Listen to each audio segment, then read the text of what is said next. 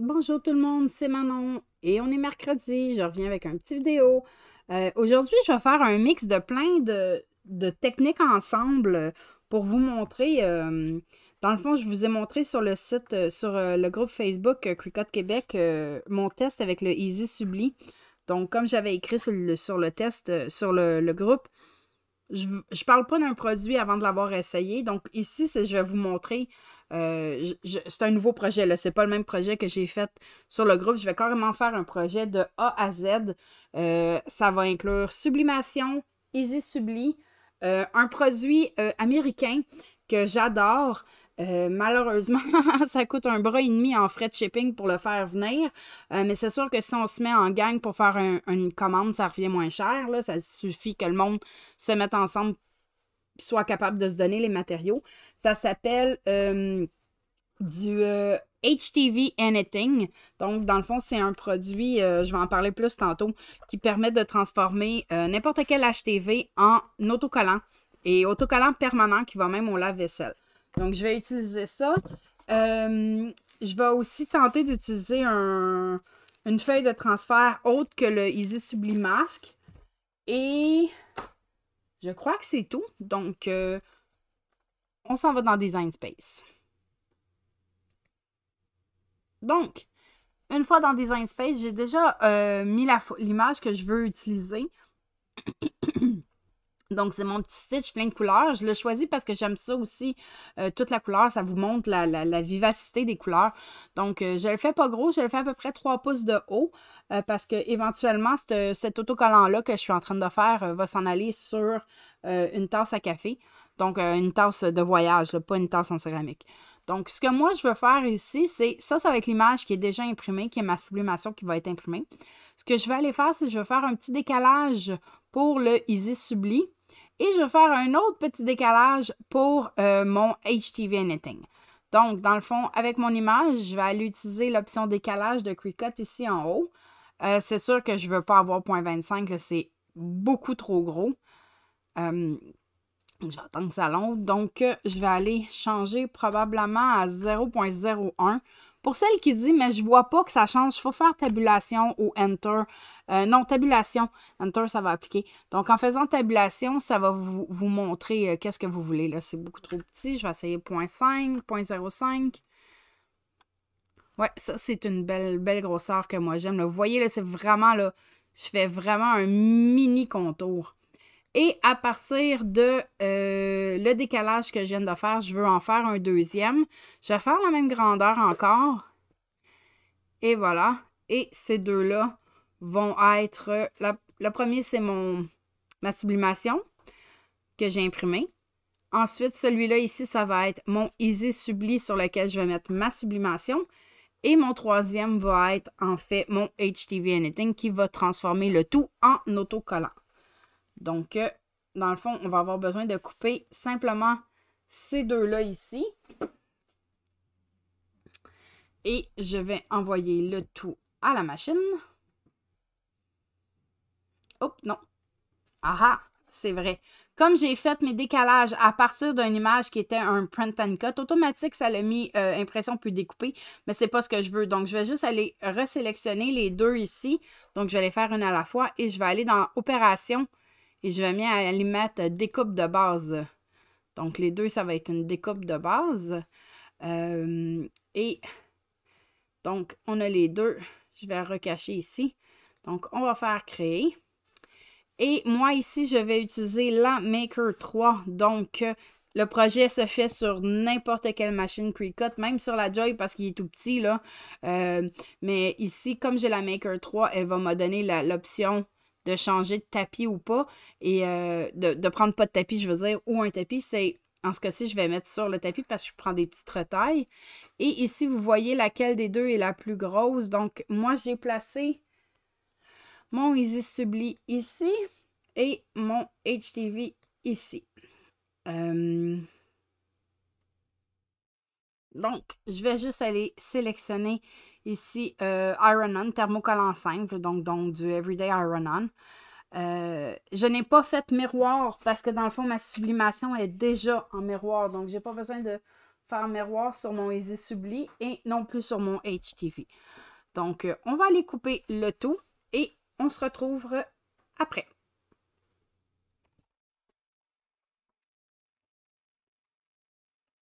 Donc, on va couper.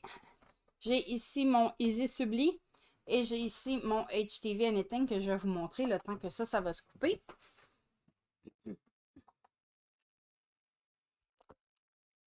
Donc, les différents produits que j'utilise ici. J'utilise le Sizer Easy Subli. Ça aussi, c'est un petit truc. Vous rappelez des bracelets comme ça qu'on se snappait. C'est ça que j'utilise pour tenir mes rouleaux. Donc, c'est super pratique. Acheté sur Amazon, genre 30$ pour genre 140. Donc, ça ici, c'est le Easy Subli. Qui est facile à attacher. Donc, moi, je l'achète en rouleau. Ça se vend aussi en feuille 8,5 par 11. Moi, je l'ai acheté en rouleau. J'ai acheté à Pointe-aux-Trembles chez SignMax. Je vous mettrai le lien dans la description. Donc, c'est un HTV fait pour la sublimation qui est quand même assez mince. Donc, vous avez un côté mat, c'est le côté sur lequel on va mettre la sublimation. Et il y a un côté brillant qui est dans le fond juste un backing. Ce n'est pas une feuille transfert. Donc, ça ici.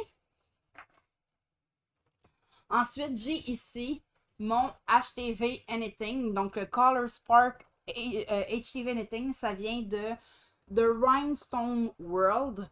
C'est fait, dans le fond, lui a créé... en fait, il y a deux matériaux qui se ressemblent. Il y a le Bling Anything, qui est fait pour les rhinestones à dos, pour les transformer, pour faire des autocollants, dans le fond, avec des rhinestones. Des pierres du Rhin. Ou sinon, il y a le HTV Anything maintenant. Si on ne veut pas mettre de pierres, juste du HTV, donc du HTV, il y a le HTV Anything. Donc, ça, c'est les deux que j'utilise. Ici, j'ai aussi leur papier transfert qui est fait de Rhinestone World aussi, qui est fait pour les pierres. Je vais tenter de l'utiliser avec le Easy Subli au lieu d'avoir le Easy Subli Mask que je n'ai pas acheté. J'ai ici ma petite image imprimée en sublimation.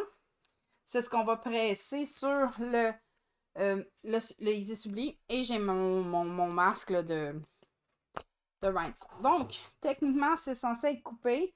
Sincèrement, je ne sais pas si Iron-On était suffisant pour couper le HTV Anything.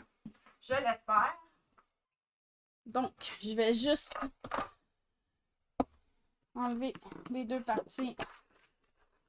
Ça. Et ça.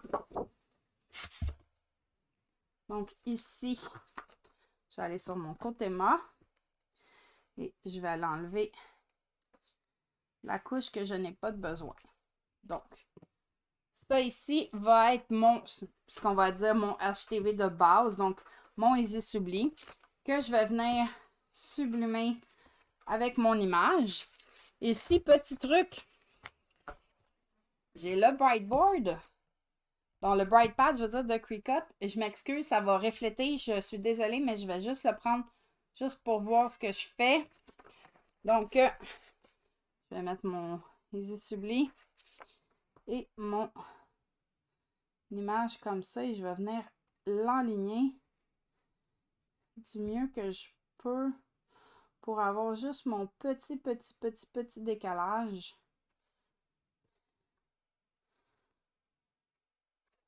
Donc, une fois que ça va être fait comme que je veux, tape à la chaleur.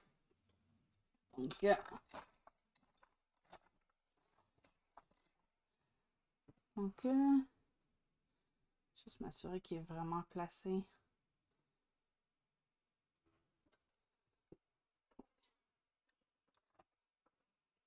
Oups, c'est vrai.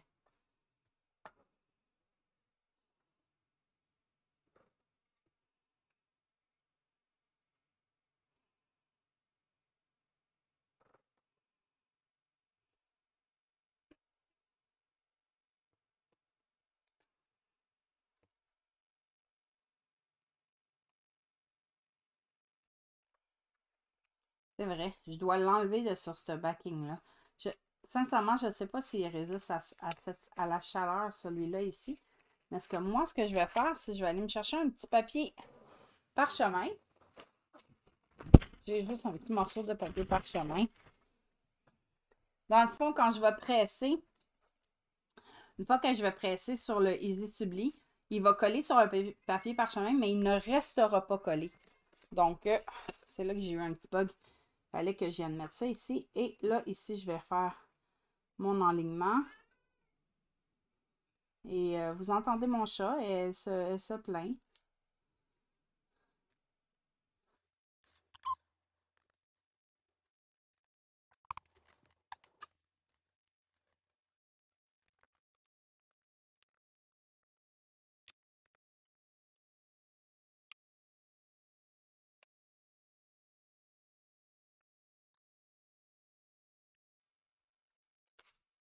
OK, dans le fond, j'ai changé un petit peu de matériel. Donc, j'ai sorti ma Easy Press. J'ai sorti la Easy Press 2 parce que je dois aller à 380 degrés. Donc, malheureusement, ma petite 9 par 9 ne fonctionnera pas dans ce cas-ci parce que moi, c'est la première génération que j'ai.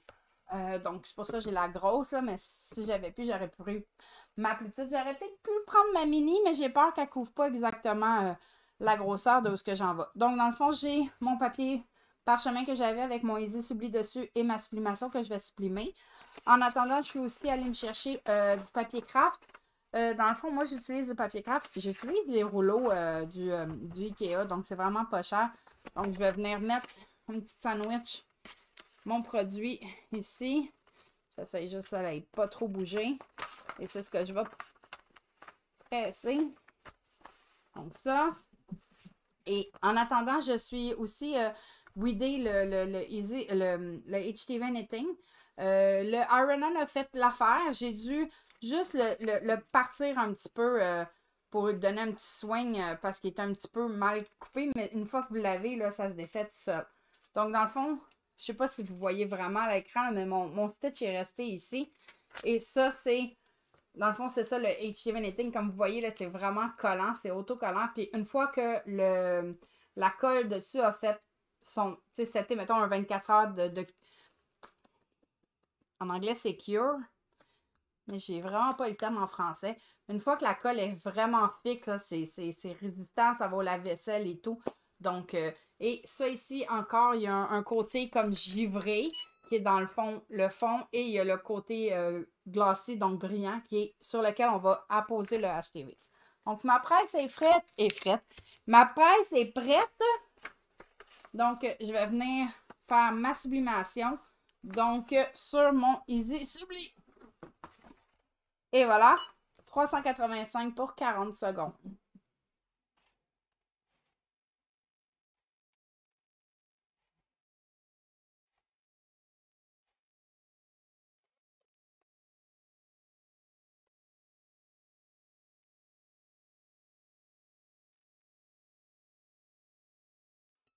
Et voilà. Maintenant, une fois que ça c'est fait, je vais juste baisser la température de ma presse parce que pour le HTV Knitting, on n'a vraiment pas besoin de très chaud. On a besoin de 300 pour à peu près 6 à 8 secondes. Donc, je vais laisser la presse diminuer le temps qu'on s'occupe de ça ici. Comme vous voyez, je ne sais pas si vous le voyez à l'écran, là, mais il y a quand même un transfert qui s'est fait sur mon papier. Donc, le papier va aller aux poubelles. Donc, ici, je vais aller retirer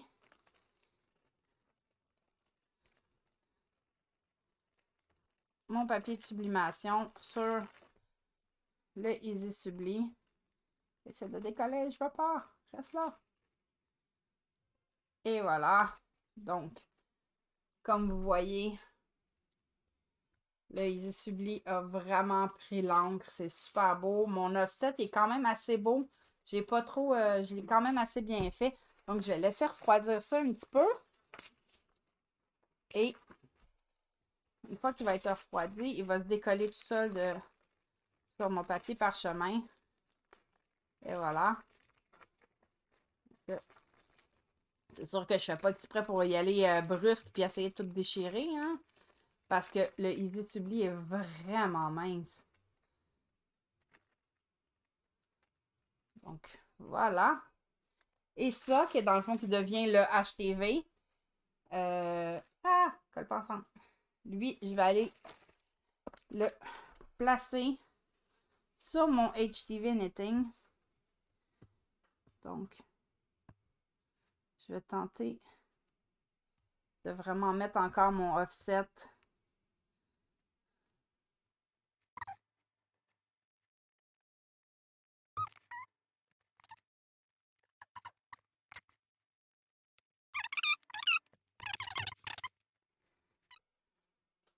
Je vous rappelle que c'est la première fois que j'utilise le Easy Subli sur le HTV Knitting. J'ai utilisé du HTV en masse. Mais le Easy Subli, c'est la première fois, je pense que je l'ai. Ah oui. Et voilà. Je sais pas si on peut vraiment en voir, là, mais... Donc, c'est sûr que ma presse baissera pas énormément. Fait que ce que je vais faire, c'est que je vais quand même presser avec la presse que j'ai est rendue à 347. Là, c'est pas. C'est juste que je ne le laisserai pas pour le 10 secondes que ça prend.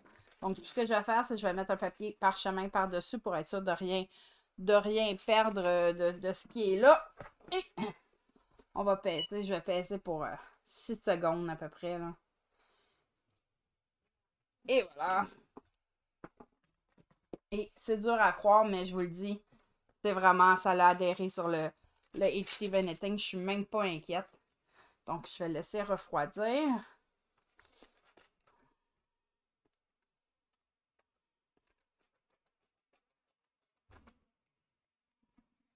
Et maintenant,